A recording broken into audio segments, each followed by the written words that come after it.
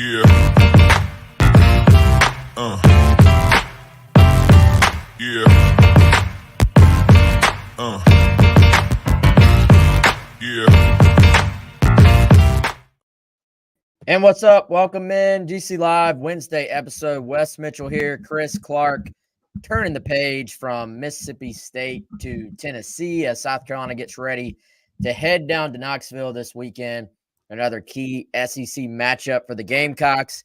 Gamecocks, an underdog against the Vols. Not quite as big of an underdog as they were last year, but an underdog by double digits nonetheless. So we'll see what happens there. And we'll start to kind of really just dive into this game today, mainly focusing on what South Carolina's coordinators had to say. Dowell Loggains, Clayton White, Pete Lembo, all speaking both on their units specifically, and then, of course, on this exact game as well. But first of all, I'm going to tell you about our friend Clint Hammond of Movement Mortgage, clint.hammond.com, 803-771-6933. If you want to buy a house, Clint is your guy throughout the state of South Carolina. He is a mortgage broker, not only a business friend of mine, but a good personal friend as well, and someone that is going to take care of you. Huge Gamecock fan, huge supporter of us here on Gamecock Central and on GC Live, as always. Shout out to Clint, clint.hammond.com. So, Chris, coordinators talking today. It seems like inevitably people always want to talk offense a little bit more than they do defense or even special teams, even though special teams probably gets talked about more by South Carolina fans than maybe any other program in the country because of kind of the special teams culture they've kind of built here. But even you can see it in our views when we post all the videos on YouTube. Offense always grabs the attention, I feel like. And for South Carolina, you obviously have two attention getters in Spencer Rattler and Xavier Leggett so far this year. But Dowell Loggains speaking today, talked a little bit big picture, did talk some about Tennessee and what they, I guess, are going to face this weekend. But, Chris, I'll let you go first, man, since I've talked for about 10 minutes here, it feels like. What was your initial takeaway, biggest picture thought from Dowell Loggains on Tennessee today? Well, what stood out to me, Wes, is something he said toward the end of his availability, and that was just kind of talking about Tennessee's front four and their front seven.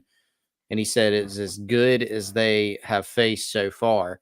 Now, I think that the North Carolina front that South Carolina played, Wes, has probably played, better. Like a little bit, they played more up to the par that we saw in their recruiting rankings, right? Kyman Rucker has been, I think he had 2.5 sacks against the Gamecocks. He has had a big year so far, and we know they have some talent on that front, right? Mississippi State is a program that, Shane Beamer really talked up their front four. And you look back at their recruiting rankings, West, they have some guys too. The one that I think maybe would be the most interesting comparison is Georgia, right? Seems like the past couple of years, they've lost some talent off that front four, front seven each year. They tend to reload because of just how they're recruiting. But for Dowell Loggains to say this is, as good of a front as they have faced, that stood out to me because he talked a little bit about some of the procedural stuff.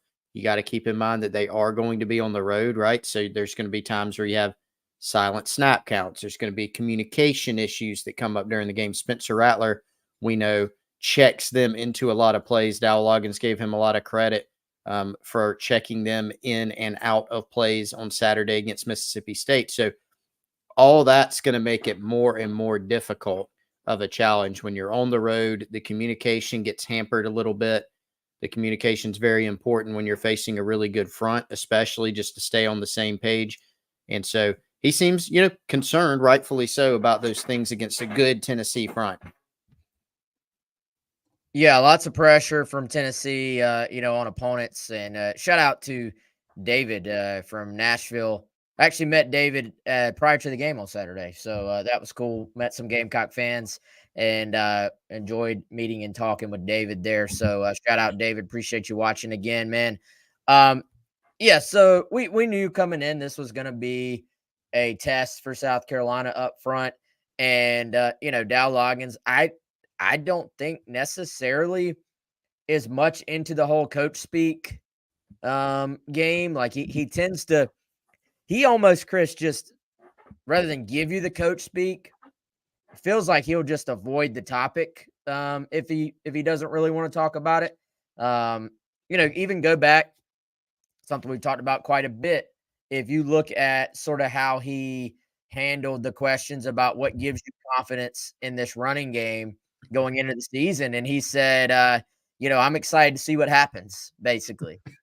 And so, I don't think this is him just hyping up a front to get the attention of his guys. I don't think this is, your typical coach speak. Like I tend to think he believes it. And, this will be a firm test for South Carolina, as much as we talk about the offense that Tennessee is going to bring. And, the fact they got a quarterback who can throw the ball 80 yards and, how fast their tempo is on offense.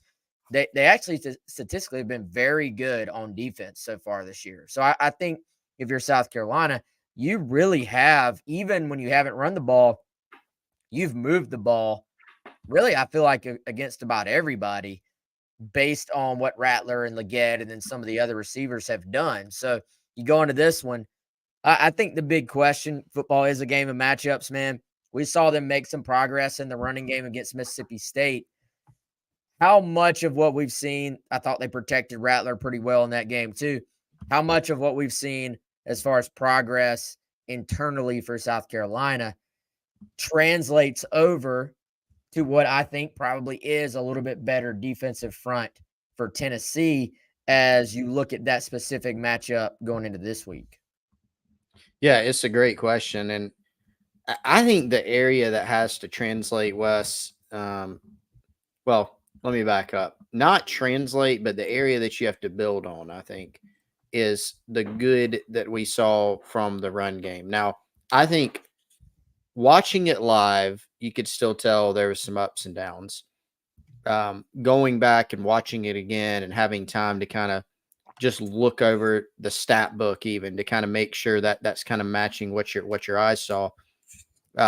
It was still an uneven, performance overall, right? And I know you've brought this up with the run game. There was some good, there was some bad, and that was on everyone, right? There were some times where the offensive line, I felt like that had their best run blocking performance of the season, and when they did, there were some times that the backs maybe missed a cutback or missed a hole or tripped, right? There were times where the backs were hit or it was blocked for a yard or two, and they got a little bit more. They need to be able to build on that because, again, Spencer Rattler and Xavier Loggains, man, as good as they have been, and it looks like he'll get a Marion Brown back for this game, which is huge, obviously. As good as those guys have been, do you want to become overly reliant on hitting the big play? No. I mean, I still think South Carolina, those two, they're going to make more big plays this season. But you do need to be able to establish the run, and particularly on the road, you're not going to want to get in third and longer situations over and over and over. And really, Wes, we saw that in Athens against Georgia, against a really good front. When it got loud, Spencer Rattler was able to convert some of those, but there were other times where they were not able to convert. So, you look at the communication, you look at the penalties that you're trying to avoid on the road, getting you backed up. I think this is another week where you have to try to be better than you have been. Just stack every single week and try to be a little bit better each week running the football. Now, can South Carolina do that? We don't know yet. It's a big, big question, obviously. Yeah, for sure. So my biggest takeaway from what Loggains said was really just the amount of detail that he went into talking about Spencer Rattler and his progress. And, I told you off air earlier today, I was looking sort of on Twitter at there still being, even from, a guy I actually quote a lot, Stato War, Parker Fleming on Twitter, does a great job with analytics and stuff like that. South Carolina's passing game still not getting a much love from the analytics as far as efficiency. And it was sort of mentioned almost like as a negative for Spencer Rattler's game that you're throwing a bunch of short passes. And, to me, man, they've probably had to throw way more short passes than they probably wanted to coming into this season as an extension of their running game. But when they've thrown the ball down the field, they've really, I would say, been about as efficient as I've ever seen a South Carolina football team at connecting on balls down the field. And so, to me, it's not quite fair necessarily to take away from Rattler because there have been, a lot of short passes at times. And I think just you look at his understanding of defenses now and an understanding of what they want to do on offense. You can sort of frame it up. Well, hey, this long Leggett touchdown pass, one of them had a lot of air yards. The other one was an underneath throw. But let's throw in the context, the nuance of this is an underneath throw where he's looking off the first guy, going to a second guy, and then looking to his third, sort of manipulating the pocket a little bit, throwing the ball from a 3/4 angle, and then basically puts the ball where his receiver can catch it in stride and turn upfield. So even all short passes, I think this is where the analytics game, and I enjoy the analytics stuff. I really do. The analytics stuff sometimes misses the mark, especially early in a season. It doesn't really have the context of all short completions are not the same.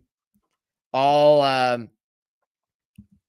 passing designs of short passes aren't the same. And when your quarterback is dropping back and flying through first read, second read, third read, and hitting those plays, he mentioned one of the drops against Georgia is Rattler going 1, 2, 3 and delivering the football. He's talking about him getting the ball out to Mario Anderson on that. I think it was a 10-yard completion where it's a short pass, but how about the fact that he's gone through his progression, he's about to get hit, and he still gets the football out to Mario Anderson? So I think there are people who are still maybe looking at what Rattler has done in the past and haven't really watched South Carolina this year that aren't quite taking in the full gravity of what he has as a quarterback through these 4 games. Yeah, and I'm really glad you mentioned that one. I brought up that pass to Mario Anderson, Wes, to you earlier today on the GC Takeover Hour on 107.5 The Game. That was a pass that was basically just thrown, a foot, aside, but about a bit, almost a lateral, almost the equivalent of a lateral, right? And if you just saw that, right, if you just went and saw in an analytics, he threw a pass basically at or behind the line of scrimmage, and then a guy ran and got, what did he get on that? 9 yards, I think, Wes, 9-10 yards. I think Mario Anderson got on that. Okay, the analytics may not love that, but the pocket was collapsing. He was able to kind of brush a guy off. He was able to adjust his arm angle and get it. And Dowell Loggains, you could tell how big he was on that play. Just said that those are types of plays that you go get points based off of plays like that. So it was funny too, Wes, because you know how sometimes you'll hear a person say, I can't talk about that. And then you keep talking, they eventually will talk about whatever the subject is. Dowell Loggains kept saying, I want to be careful not to give too much praise. But he gave lots of praise. I mean, he went on and on about Spencer Rattler, and that's how good he's been, man. That's how important he's been to this offense. I was actually looking, speaking of analytics, here's one that I think is a pretty good one, Wes. So Spencer Rattler, there is a metric that our guy Clark Brooks at SEC StatCat uses that's called creation rate. Now, I'm not 100% sure what this is, but my guess is that means the amount of plays that a guy's able to go and basically make something, right? Spencer Rattler, who is now officially a dual threat quarterback, I think, Wes, 5 is his creation rate. That trails only KJ Jefferson out of quarterbacks that actually play a good bit, trails only KJ Jefferson of Arkansas, who is, of course, as South Carolina fans found out, a big time creator and a guy that can really, really run the football. Rattler also at 4.2% on turnover worthy plays. So he's been very, very low there. And the thing, I mean, here's one of the analytics: adjusted depth of target 8.07, pretty low compared to some other quarterbacks. So there's where sometimes, depending on what the analytics formulas are, they may not like that. But here's what I would say, Wes. If you just watch the football game, you can Yes. see that not all of these short throws are created equal. And here's the other thing: Spencer Rattler's been pretty darn successful on some longer throws as well. Some deep, digs over the middle. We saw the ball to Xavier Loggains right after halftime that he dropped right in there versus man coverage. Then Xavier Loggains runs the rest of the way for a touchdown. He's really been successful in every area. It's not like he's just check down Charlie back there, right? He's making plays, and I think that's what really stands out. Well, a lot of these throws are not the short throws are not just check downs, and some of them are design throws to the outside or built-in extensions on the RPO where you're just getting the ball out, as an extension of the running game. But that stat, and I believe the one that kind of came into question was success rate, which then the next step of that is what is your sort of expected points added on passing plays. And here's the thing, you're kind of docking Rattler points for throwing the ball short, and then saying a lot of those aren't as successful when we know it's kind of been a mixed bag, Chris, on blocking on the outside on some of these perimeter throws. Well, when he's actually dropped back and thrown the football, I mean, I can remember years where South Carolina, multiple games into the season, is going, are we going to hit a deep ball at some point? Like they've hit deep throw after deep throw this year. In fact, I would say, these are in theory your low percentage throws. They've hit more deep balls than they've missed, honestly, which is not very many people can say that, I feel like. So the average depth of target is low, but a lot of that is because you're including those quick throws to the outside in that. And, I don't know if that, I mean, the stats are what they are. I don't want to say they're not fair because they're just stats. They just are what they are. But I just don't think they quite show the full picture of what Rattler has been for South Carolina. Not that he needs us to defend him. Anybody, I think NFL scouts are watching what he's doing right now, man, and they don't need anybody to tell them how impressive this has been. In fact, I'm looking forward to kind of diving in and seeing if, Chris, maybe you and I can put together something, especially going into the bye week, on just how much Rattler and, talk about improvements. Loggains has, both those guys have made to their draft stock going into this next offseason because, I've already heard rumblings, not that it's a surprise at all, but people I talk with that are kind of involved in that community, that NFL teams are going, all right, guys, who's 17? Like what's the backstory? What do we need to know here? What's the word? And so, both these guys have just very much increased their stock, and to the point, I think Loggains is top 3 round guy. And I think that's conservative. When you look at the way he kind of had ran away from an SEC defense on Saturday at his size, it's one thing to be fast in the 40. It's another to have the GPS tracking, AI thing online where they're locking it in on a guy and saying, this is how fast he ran. But just trust your eyes. That was an SEC defense, and he exploded out of a freaking cannon, man. Like those defensive backs are standing still.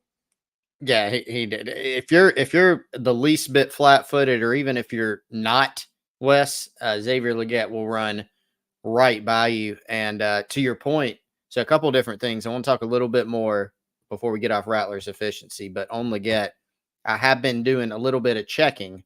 We've been you and I same wavelength nowadays with what we're kind of working on and checking on. And so I actually asked this morning on Xavier Loggains and kind of what the thought is.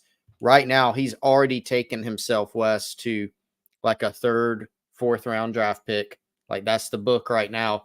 But if he keeps it up, there's more room to go up. Like he could go as like second round. Wes, we've seen guys that have not even had the type of season that he is having. Again, he does have to continue it. We're 4 games through that have gone, first round, second round, right? And you look at Xavier Legette, like he checks all the trait boxes too.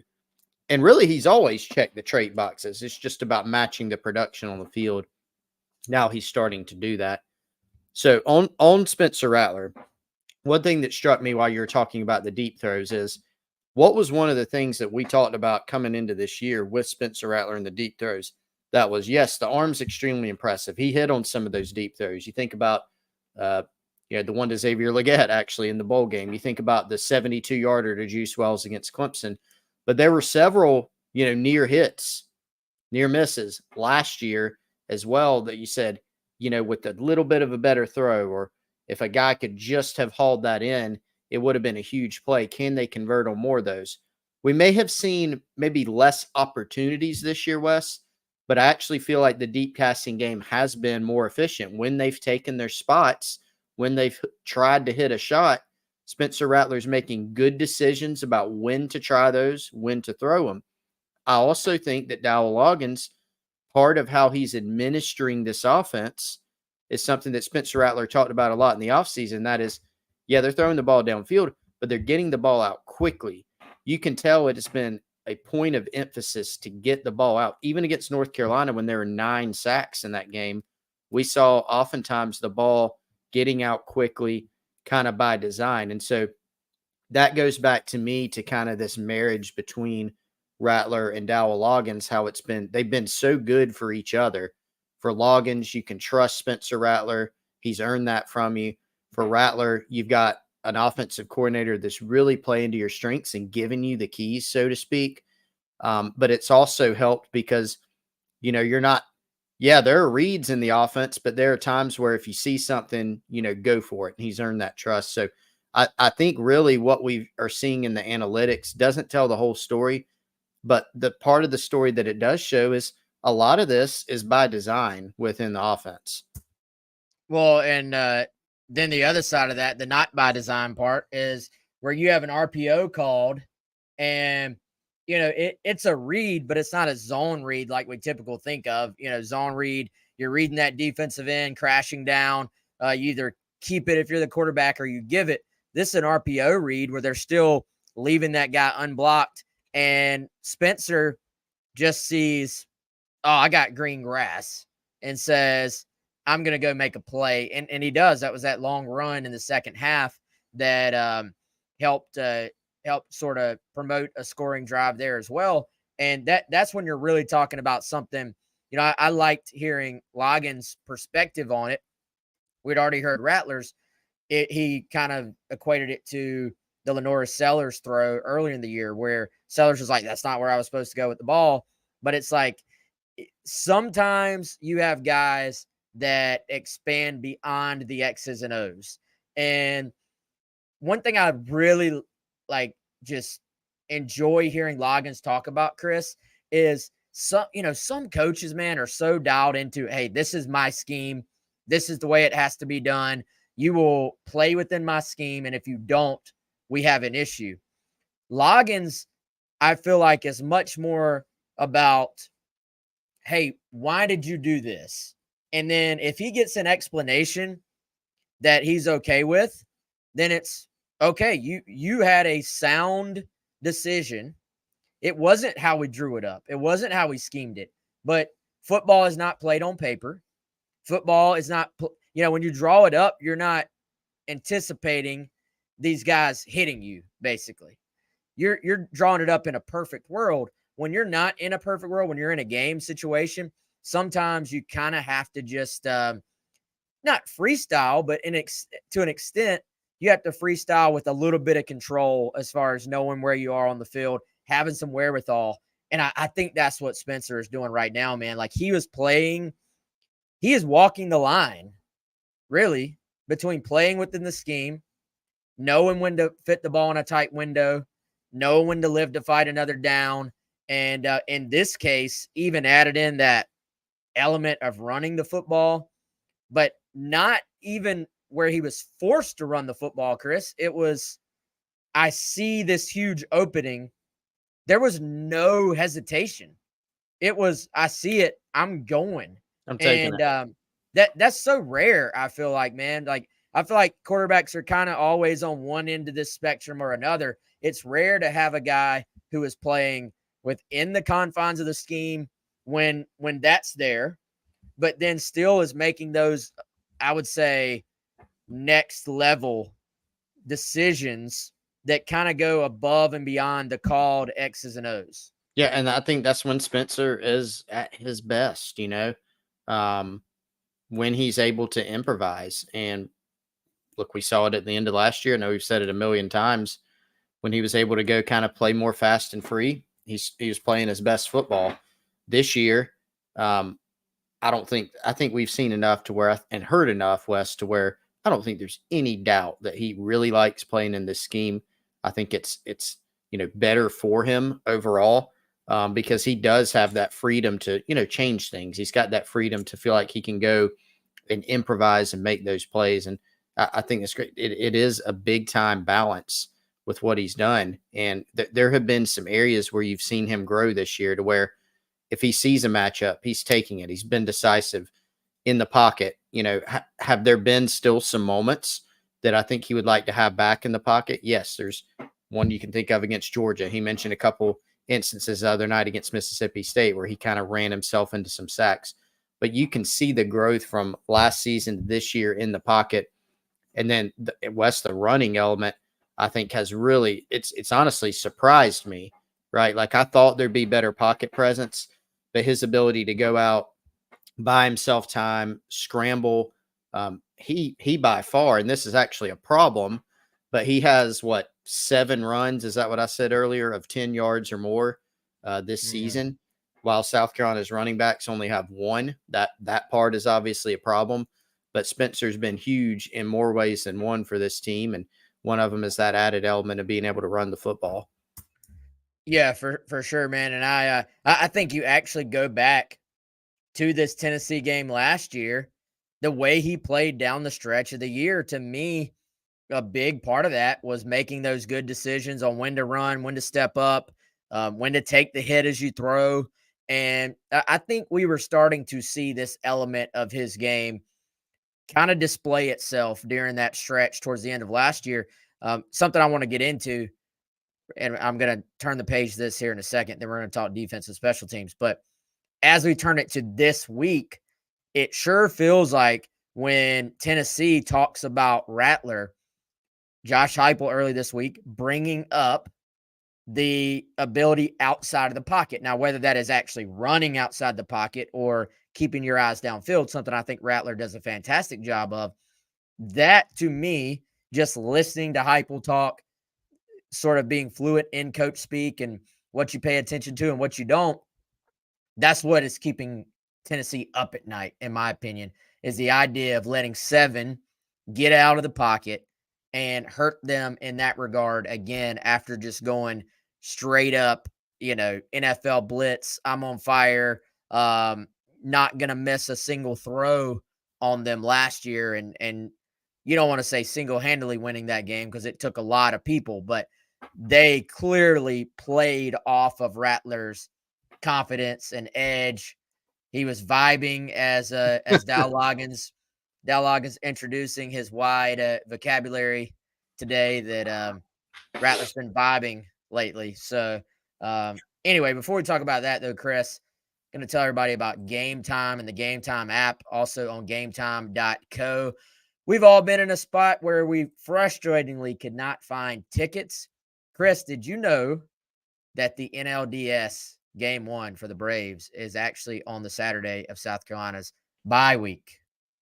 Oh, now I know. It is.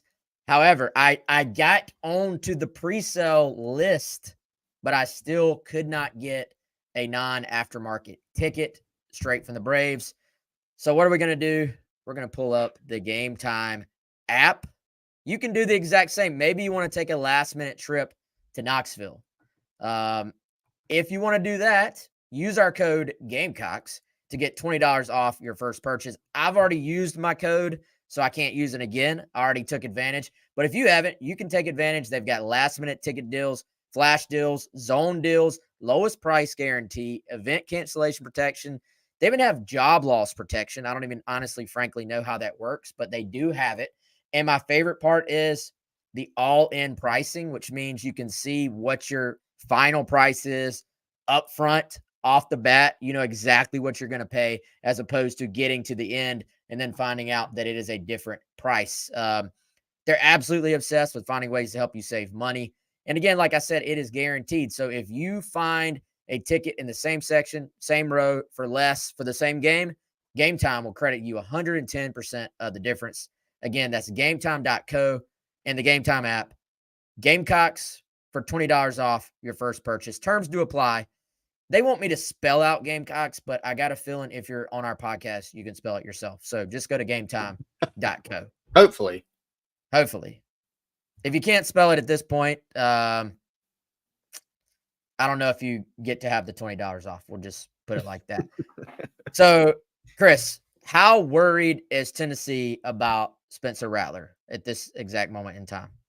Well, I think anybody that plays against Spencer Rattler is going to be concerned about him, right? I mean, the guy, Dowell Loggains went back to the well of the spaghetti sauce, right? Again, of covering things up as a play caller for a team. You know, if for the offensive line, if you let a rusher free or the pocket collapses, a lot of times Spencer Rattler can make that right. You know, if your running game isn't working in the game, a lot of times he can make that right. If you get a penalty and now you're in 3rd and long, he can make a big time throw and make that right for you.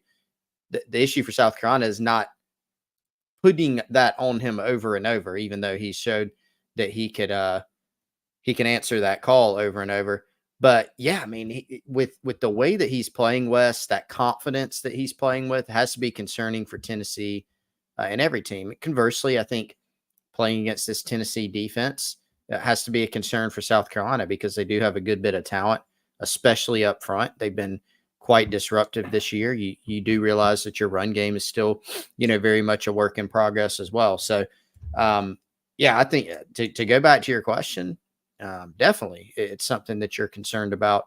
If you're Tennessee, you're looking at this group and you're going, the areas that you really got to try to take care of are Xavier Legette, Spencer Rattler, and I think you probably look at the tight ends next.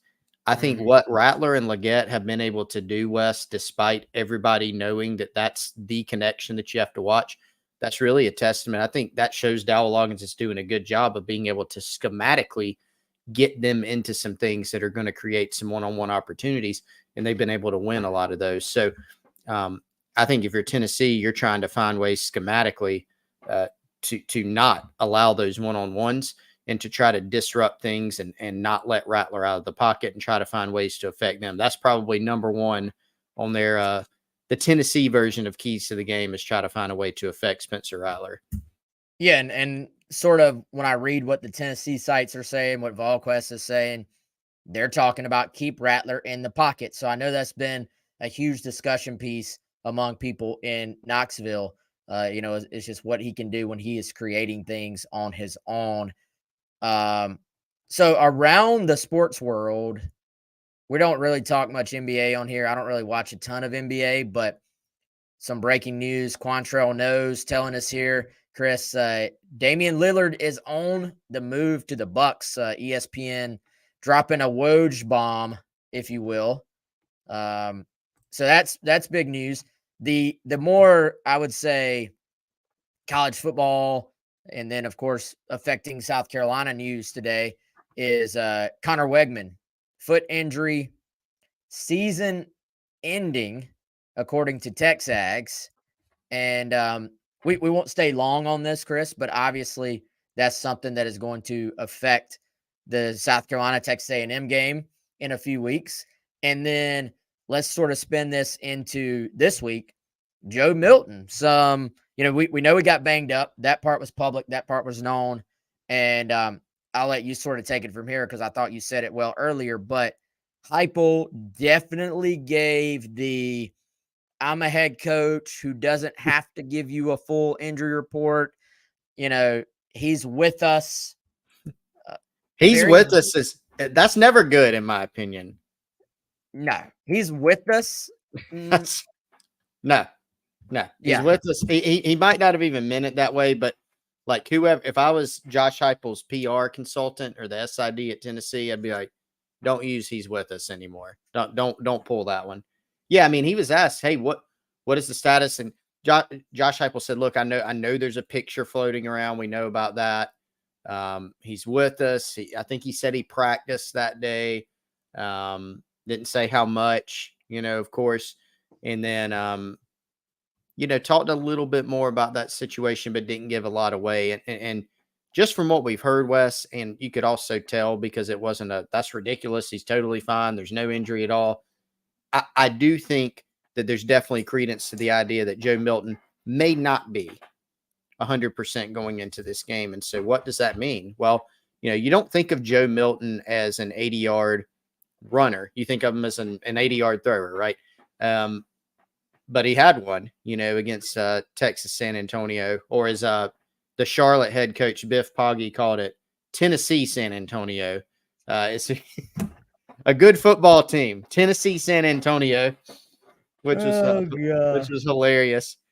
But he does have that element, right? And then thinking about a quarterback and just all the pocket movement and things like that, something to watch if indeed he's not 100%. Now, my guess, Wes, is he's going to play Nico I'm not yet going there on the pronunciation. I've been studying the pronunciation guide for the freshman backup quarterback. Been practicing in the mirror. I'm not ready. I'm not ready to try it out on GC Live just yet. But yeah, this is an angle to watch for the Gamecocks. Clayton White was not asked about Joe Milton's health today. He would probably, if he was, just say, I have no idea. We're preparing for Joe Milton. He did talk about, obviously, his talent level, but that's another one, Wes. I mean, if you're going to South Carolina, keys to the game, obviously affecting Tennessee's quarterback and getting him out of rhythm. But I think I'm going more general, early key to the game preview, just affecting this front because Tennessee wants to run the football. They're 3 deep with guys that can hurt you at the running back position. And I think particularly if Milton is a little banged up this week, they're probably going to want to rely on that aspect of this game even more. Yeah, and Wade asked, is it his knee that's banged up?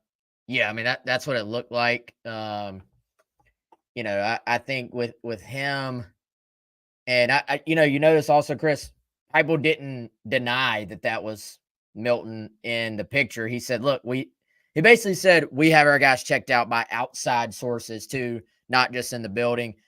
So it sounds like he went and got looked out by someone who's not on the Tennessee staff, which is pretty common. Obviously, if a guy gets banged up, you want to make sure there's no legitimate damage that is here that a player could be dealing with. I think something to keep an eye on, even if healthy, though. Milton, we all know about the big arm. And then the narrative all offseason, I feel like, was just that he's going to slide right back in to this system. And it's going to be just, he's going to be able to spread the ball around the same way Hendon Hooker did. And it was going to be seamless. We really have not seen that, frankly. Like, it has not been like that. And I think there's just a lot of, what's the word? Much like South Carolina's offense has quite a bit of volatility right now because they have had to rely just on big passes so much this year. I feel like Tennessee, there's some volatility here as well in that Milton's just not a consistently accurate quarterback. Like, that doesn't mean he can't fit it in a window, because he absolutely can. Like, there will be times when you're like, that is an NFL throw, and there's throws he's going to make that he might be the only guy in college football who can make the throw. But then there are going to be other times where he just misses throws that he probably should make. So it's the consistency of the accuracy for him, which I think has been part of the issue with Tennessee this year. Chris, I described them in my recent Carolina Confidential as just being very momentum based on offense. And, I don't even know if that's something you can like quantify, but it just feels to me like this offense is either stuck in the mud or it's the complete opposite, and it is rolling down the hill at you, and there's nothing you can do about it, and there's not a whole lot of in between. Yeah, and that's, job number one for South Carolina is you want to make Joe Milton beat you. If they throw the football over your head again, like we saw against Mississippi State, it's not fun to watch, right? Nobody wants to see 70, 80-yard touchdowns.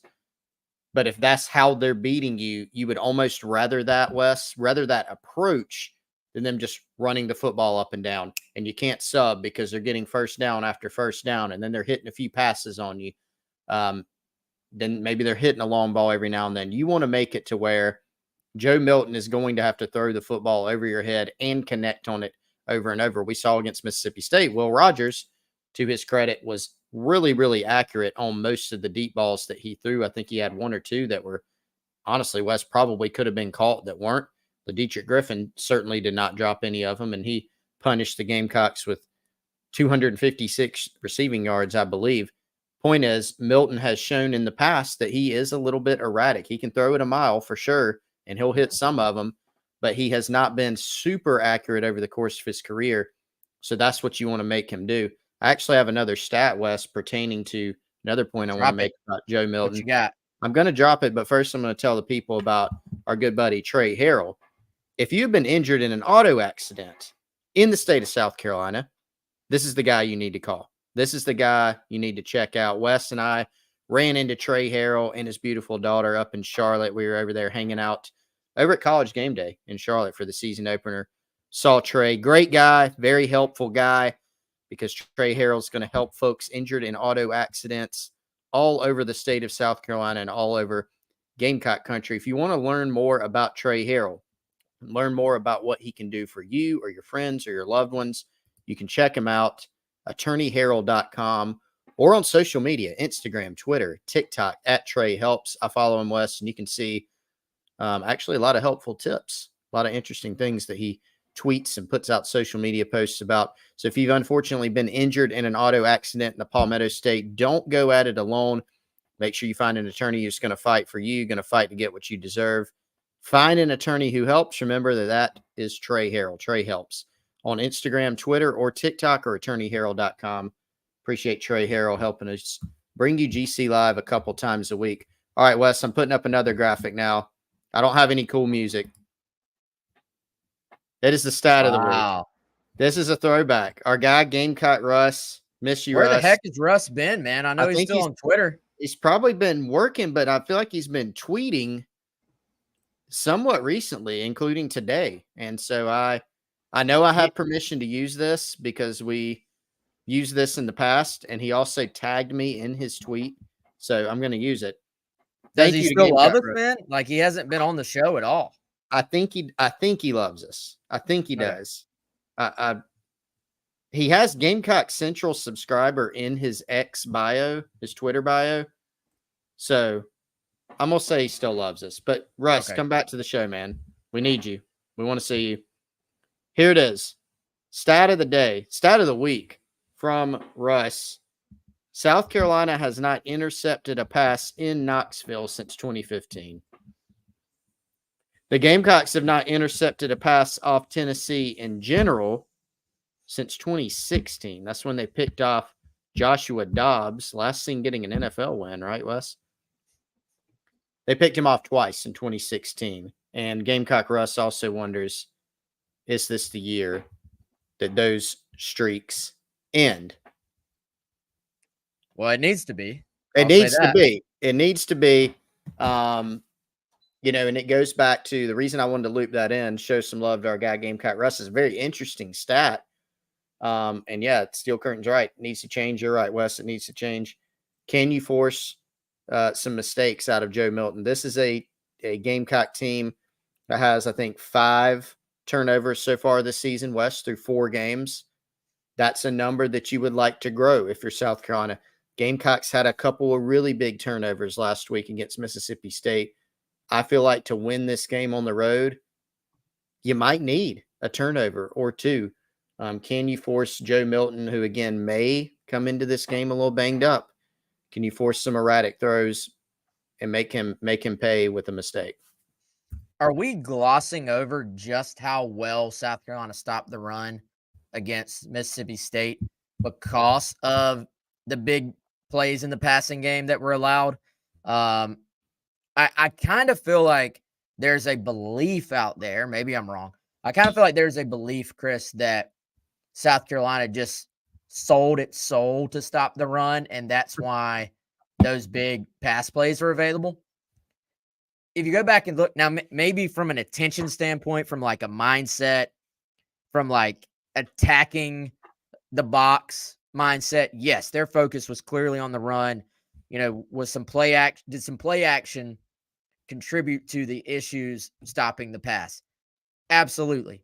However, from a scheme standpoint, it's not like they put everybody in the box. This is not, both safeties weren't up at the line of scrimmage for the entire game. It's not like they just said, we're going to play man free, which is no safety help deep the whole game, and stop the run. In a lot of ways, Chris, to me, it looked like a similar scheme to what we've seen them run in the past, where they've tried to stop the run and have not had success. Like, to me, they stopped the run because they were getting off blocks. They stopped the run because the linebackers were shooting gaps and making plays. And just look at the difference in how you remember my worst case scenario was that Mississippi State comes in and does what Missouri did last year. Mississippi State wanted to run stretch zone. They wanted to run outside zone. South Carolina beat their guys up front, created penetration, turned those plays back inside, and then their linebackers tackled. So yeah, I think that's getting glossed over just a little bit. Like, I think it deserves a little bit more mention because I'm pulling up the stats now. So Woody Marks, just to reiterate, we talked about it last week. This was your leading rusher in the SEC coming in. So it's not even a matchup-based thing where you just faced a team that stinks at running the football and all of a sudden you think, oh, now we're good at stopping the run. Like, they ran the football well. Right now, Marks, after this game, is now second in the SEC. But, Chris, to throw another stat in there that sort of speaks to the challenge ahead for South Carolina, Tennessee has 3 rushers this season that all have more rushing yards than any one South Carolina running back. So that gives you some perspective on how well they've run the football compared to how South Carolina's run the ball. Now, obviously, South Carolina's played a difficult schedule. It gets skewed a little bit by who you've played. We all know it's still early, but I do think that just kind of illustrates a little bit of how they've been able to just roll guys in there and still get production out of their rushing attack. Yeah, and I mean, I mentioned earlier, Wes, 3 deep, and those numbers back it up. I mean, Dylan Sampson, who I think may be their 3rd leading rusher, has 5 touchdowns, right? I think their yards per carry averages are something like 6.9, 7 point something, and 6 point something else, right? So they're doing a really good job. I mean, a lot of the people always think about the passing game with Tennessee, but we had to say this last year too. They can run the football, and they like to run the football. It's going to be, I think, a similar situation. To go back to Mississippi State, yes, we have glossed over that a little bit, Wes. I think for a few reasons. Number one, South Carolina won the game. I think number 2, there's more focus on the defense playing so poorly on the back end, giving up a whole bunch of yards and a whole bunch of passing plays. And I also think there are some caveats to the run game performance, and it can be both, I think, is the answer. The caveats are, remember, Mississippi State did come in with some offensive line questions. That said, Woody Marks was the leading rusher in the SEC, right? Now, they had not played a great schedule either, which is also the case with Tennessee. They played Florida, which they lost, and then they played 3 not very good teams, right? And so that it gets a little bit skewed beyond that. But Woody Marks also got banged up in the game, remember? So I think Clayton White addressed this during his presser today. He mentioned that it was a victory for them in that the defense did force the team to be one-dimensional. That's always a goal of any defense. If you can make a team one-dimensional, that's a good thing. And typically that means stopping the run, right? Making them beat you through the air. They did that. The downside of that, the negative side was they made Will Rogers beat them, and oftentimes he did, right? But I'm not throwing a million caveats. Clayton White was also right, and that they were able to, because it became a game where they had to pass the ball and they were not running it effectively, even though they wanted to, that forced some turnover opportunities, right? You had the interception, you had the fumble. And so that just goes to show when you go to Knoxville, if you can slow down this running game and put it on Joe Milton, maybe you're getting some mistakes, and the chances of making mistakes in the passing game, I think, go up, particularly with a quarterback that's shown a propensity for not always being accurate. Yeah, I mean, that is a fantastic point, man, because I think it goes back to last year. Remember, we were talking about how South Carolina's defense against some opponents was giving up so much on the ground that those opponents were not forced to put the ball in danger at all. They just said, look, we're going to run the football. We know we're going to get 3, 4, 5, 6 yards a carry, and there's no point in putting it in danger. We're not going to get our quarterback hit. And you force your quarterback to have to try to make something happen on the third down, down near the red zone area. You force your quarterback to get hit by, get the ball hit by Strong down there. When you force a team to do something as opposed to them doing it on their own accord, then I think that's when things can happen. And to the point of, the point of Michael on Facebook, Tennessee, to kind of, I guess, speak to the opponents here and trying to adjust for that. They didn't run the ball exceptionally well against Florida. Now, they weren't just completely shut out, but 100 yards on 30 carries, that probably doesn't tell the whole story. There's some Joe Milton runs in here. I don't know how many of those were sacks. I like to just look at the running backs to get a good view of that.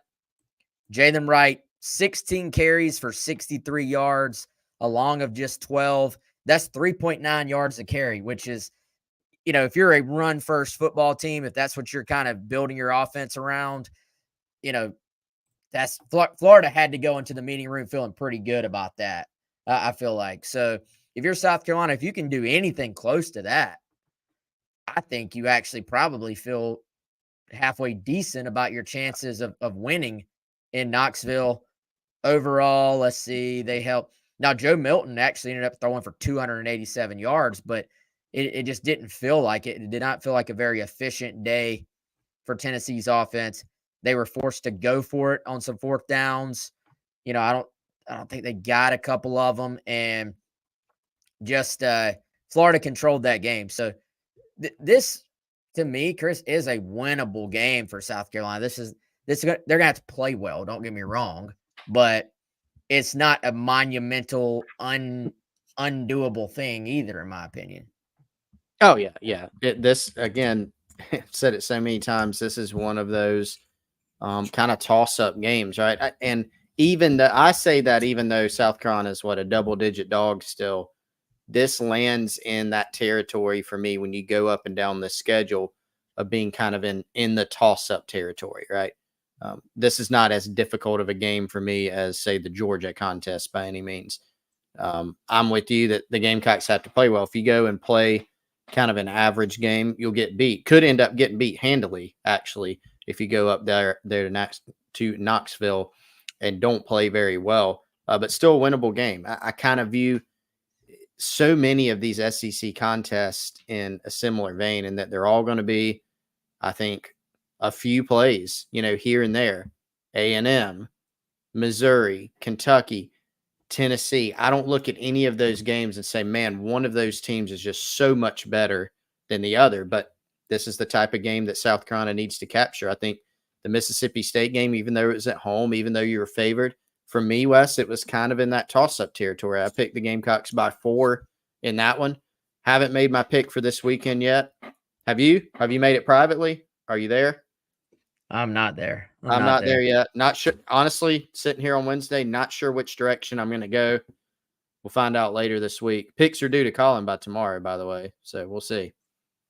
Yeah, I don't know. I've been back and forth. I was back and forth on what my score was going to be against Mississippi State, but I always felt like it was probably going to be South Carolina that I went with. But I don't know, man. I know by the numbers, South Carolina closed about 6.5-point favorite over Mississippi State.